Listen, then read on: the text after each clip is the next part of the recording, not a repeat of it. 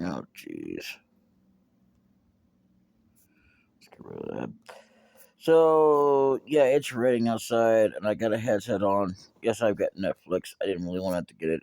I mean, for the app anyway, because it just takes up room. And it wouldn't be so bad if didn't have other things on here, you know. And even then, I really don't even like it at all because it's a small screen. I mean, maybe if it was a tablet or whatever you call them things, or a way to actually get it bigger, then it might not be so bad. But anyway, hey guys, my name is Brian Barnett Guts here. Welcome back, post one and all, to another one to the mini series of memories of the past for nostalgia's sake. And I mean, it just I'm gonna talk about TV things and video games. Now, video games, some more. I remember my brother and I played this game called Parasite Eve. I couldn't even think of it when I first did this video, but anyway, I deleted that video because it picked up something I didn't really want to pick up because, oh, God forbid, I'm afraid of it, like I've said many times, but anyway. So, moving on, let's talk about, you know, like that game, that game in general. I never thought about it comparing it to another game I couldn't beat, which was on Super NES. I've never really tried to see videos. I don't think I have seen it. Have I? I don't remember. It's been too long if I did. But anyway, it's called. Was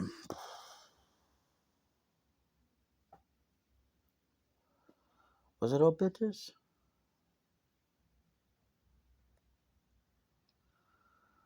I can't think of where the doggone what the name of that game is. But this game was the first one of its kind for Parasite Eve, but I didn't realize how bad it was. Um, I know that I think I played it before that. I think it was. I don't know. Anyway, uh, you had to actually kind of speed run through it, and I mean, you couldn't if you rested, you couldn't rest for very long. It really sucked. It was kind of like, um, oh god, what do they call that? You know what? We're gonna look it up right now.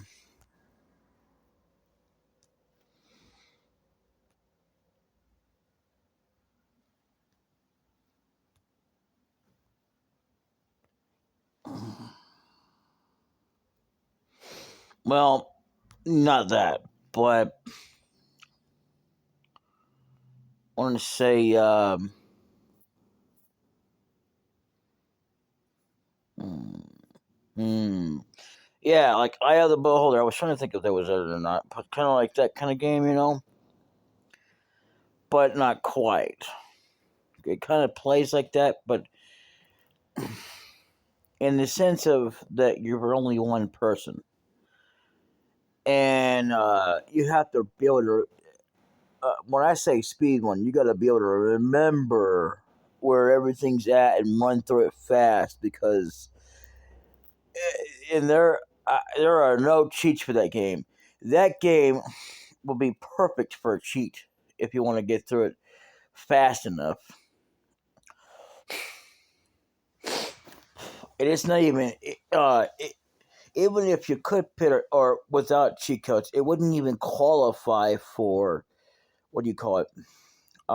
Speed running for the speed running tournament or whatever you want to call it, because it literally in itself is a bad game to try and speed run for that kind of junk. Because if you are able to do it, which could be very far in between, to be a very lucky person to do it. Now, there have been many people who have sped run a lot of games, even games that can be speed run, and those are absolutely worth it, with or without cheats. Although they say that cheats is frowned upon when they try to speed run it, but hey, what do I know about what speed running is, what it means to do it with or without cheat codes? Personally, I would like I like to kind of speed run things, but I don't like to speed run it where I'm absolutely going so fast I can't enjoy the game. That to me is like someone who's not trying to enjoy the game. It's just someone who just who likes to enjoy speed running the game. So, but anyway, I have nothing against speedrunners. I just, this game, no way. And even if you could speed run Parasite Eve, good luck on it. I'm sure people could do it and surpass it. But that game is so messed up that, well, yeah. Because believe it or not, I did that game normally. And when I say normally, I don't mean like, well, I did start it out many, many moons ago, but this is before YouTube was a thing. Before, even though it was supposedly created in 2005, dude, I didn't even know YouTube even existed.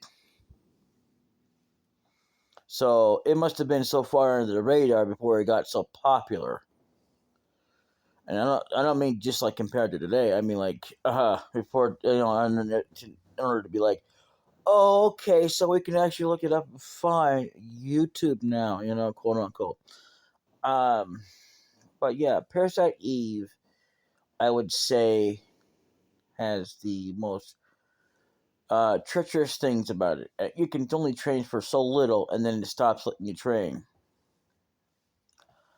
So you'd have to be. I don't know what level you have to be to get past that one boss. But you also got to be fast enough and keep firing at it. And then after that, the game just gets to the point that you get stuck and you can't get no further. No matter what stage you pick, because I think there's another stage you can pick, or a couple of them, but there's no getting past that. So what are you supposed to do? I have no idea. And if you think that's bad, not to say that it isn't in itself, the sequel is just as bad. The starting out point of it is okay, but when you have to run around more than once, no. And you can't hardly get anything done because you got something chasing you, yeah, no. You ain't got enough fire ammo to take it down, so you just give up and you have to just try to keep running from it. Not a good standing point of a game. Um, you know, I wouldn't say I'm not good at girly games, but I guess I ain't. Even though to be fully like a girly game was Final Fantasy X-2 for the women because they had to have certain dress codes to make you certain fancy and whatnot. Yeah, but still, in terms of a girly game that's meant for women, men could play it too. But it was more of a standalone character instead of what Final Fantasy X-2 brought to the table, which was 3 characters had to have 3 different dress codes.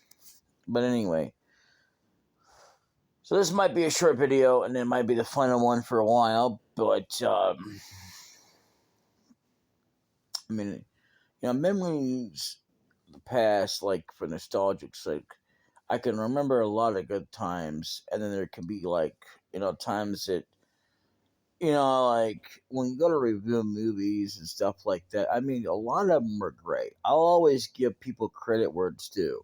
To be fair, especially movies and video games, whatever. But as far as calling it that character, no. To me, it's like we got a whole brand new character. We didn't get Leon, and we didn't get Ada. We got 2 different new characters who just slapped the names Leon and Ada on them. Claire is fine because even though I don't like to judge, but yeah, the appearance just was like, what the hell is that? That's not Claire. I mean, at the same time, it's like, it doesn't really matter that she got remade because technically speaking, originally they did have plans, but unfortunately, only the men got popular enough to be in there. Now, the thing is, though, is that are they actually gonna bring Claire into this time around, or are they just gonna say, "Oh, I just remade her," and just keep trying to remake her every freaking time, like they do, like all these people that do these Batman movies and Superman movies and stuff like that. I mean, the only difference is because I just introduced it. Oh, there's a new character or some dude that's behind the Batman suit. It's you know Bruce Wayne playing the role of Bruce Wayne, aka Batman, when he dons the suit. The bat suit. You know, and I gotta say though, I mean, that's not to say they don't do a great job or anything, but they always have to redo it and rehash about like how it happened, who actually killed Bruce's parents. It's like, don't we already know? No, and then they just redo it. All of them are great, but it's not that so much as that they just keep remaking it, and it just becomes like you're beating a dead old horse. You know, horse that's been dead for so long that nobody cares or in their right mind, because all you're doing is not only, well, in general, it's more like you're trying to make a couple of bucks off of just keeping it going by remaking the character all the daggum time, even to introduce new shows and whatnot, and that may or may not come later on with Batman being in it with the whole new actor. Nah, I'm not gonna play that crap. Okay, like you could just easily do it. It's the same thing, only we don't need the whole retelling of it, and then but instead of it being the Joker or some other dude we don't know, yeah, it's gonna be somebody else. It's so intriguing. Nah, that died after so many times. It's pathetic. Great storytelling, but it's still there's no mystery left. Like, oh, I'm so intrigued by this that I really care to actually watch after watching and watching and watching the same old things. I mean, in the beginning, you could say arguably that was fine, but it gets old after a while. I mean, literally, I ain't even joking with you here. That when you remake it so many daggum times, even if you could bring in new characters or introduce new shows that kind of reintroduce the characters in such a way that, oh well, yeah, instead of it being the Joker or somebody who killed his parents, yeah, that's right, I said killed because that's what happens. You know, it just got to redo it every freaking time. And they remake Superman as well with new characters or new villains that were never there in the first place. Like, oh my god, it's somebody who's stronger than Superman for some dumb reason. Because literally, they had a movie where it's like they kind of, well, it was more of a joke. Because in this movie, they actually made it like he learned to not put his underwear on the outside of his suit. Because if you ever notice in all the series, even the cartoons, he was wearing underwear.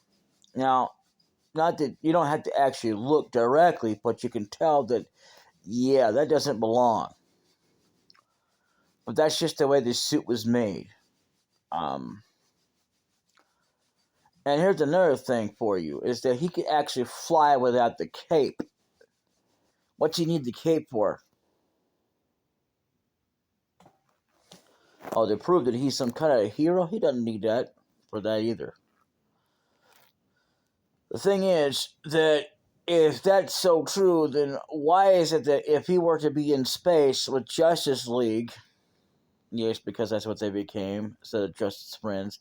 See, that's the thing about Justice Friends. Justice Friends had so many superheroes that they didn't even bother to include it into the new series. Even Justice League Action didn't have all that, but they had. If I remember correctly, I don't even think they did the space battles. And a lot of the battles that were in Justice League that were from the Superman series with I can't think of his name now, but he was an almighty being from out of nowhere that I didn't even know about the background because I didn't even bother to look it up. To be fair, honestly. Anyway, uh, he's a being that his entire presence, his entire being, is giant or more giant than I forget what's his name that was in the Silver when they had the Fantastic Four, and that he could literally crush an entire planet. Um, and he's must have been more powerful than or have more. His power is more. I don't know how to explain it, but they told the Death Battle version where it was Thanos versus I forget what his name is. But even the glove alone was nothing compared to this guy. So anyway, those battles in the Superman that went on to the Justice League, they also had space battles, and when for some reason, because Superman can breathe in space, which made no sense, but they had to actually have him put a suit on for some reason. Um, Even though there was no point to it, but because he can jump up into space and be fine. See, the thing about Goku is he can do the same thing. The thing that really gets people every time is that even I thought about it too, and then what really throws you off is if you actually watch the legit canon movies, even though we didn't actually get that version of Broly. Oh yeah, he could actually fly into space and be fine. Like he couldn't breathe in space. That's what they claimed because they had Frieza actually say it that he can breathe in space, but Goku couldn't. So if you versus that and whatnot, and then Dragon Ball Super came along and kind of reinforced the whole idea that he could actually breathe in space. But it's like they had to make it like, or because this is the humans, like they really couldn't make up their mind either about the breathing either, But anyway, Superman will always be something that we can talk about, and I mean, it just gets to the point that you just can't stand the remakes. Like, why do we have remakes? You know, like to reintroduce Bruce Wayne and to actually get a few extra dollars to keep the icon running, instead of just running with it. You know, even though that the original Alfred is gone now, they actually had to divide the role because in the original series, believe it or not, Alfred did everything. Alfred was the mechanic, and so was Bruce Wayne. Bruce Wayne eventually became the mechanic as well, working on the car and made it better. But if it hadn't been for Alfred, the car wouldn't be in condition and all that, and taking care of the house. In another newer Batman movie, which again, I'm not saying the movie itself was terrible. It's just after so many times of remaking it, it just becomes pointless. It loses its flavor, really. It doesn't matter how great it is. It can be the most greatest epic film put on the planet, and just because it gets old. In its own right, it does get old because that's not new, not really. I mean, the only thing new about it, maybe if you want to consider anything, is a few key details. Other than that, it's still Batman. It's not like he just becomes some new guy like that Leon guy. God, no. But, you know. So, anyway, I will see you all next time. Until then, later.